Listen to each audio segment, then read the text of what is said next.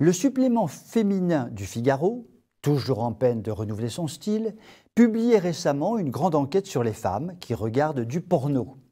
Le journal ne manque pas de présenter la pornographie comme le fin du fin de la libération de la femme, de la capacité au plaisir ou encore, bien sûr, de l'ouverture d'esprit. Avec une bonne conscience purement affligeante, l'article accumule les propos faussement ingénus, assimilant le fait de regarder du porno à la consommation d'un carré de chocolat. Et à ce moment de la lecture, nous ne pouvons que nous remémorer la phrase sublime de Michel Audiard « Les CONS, ça ose tout, et c'est à cela qu'on les reconnaît ».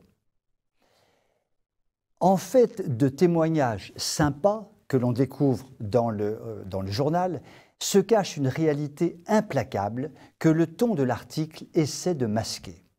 Regarder du porno, c'est sombrer dans une spirale du toujours plus violent, du toujours plus trash, qui n'a pas grand-chose de sympa. En réalité, ce terrible engrenage est d'ailleurs avoué par l'une des interviewées qui explique innocemment que les images classiques ne lui font désormais plus rien et qu'elle est à la recherche du toujours plus extrême, banalisant ainsi la consommation matérielle du pornographique. En fait, l'article se fait le complice d'une incitation dramatique à la débauche. Un petit porno de temps en temps, cela fait du bien, il n'y a pas de mal à se faire du bien. C'est une rhétorique bien huilée et bien connue qui a déjà fait ses terribles preuves dans le domaine de la drogue. Un petit joint de temps en temps, oh, cela fait du bien, il n'y a pas de mal à se faire du bien, franchement.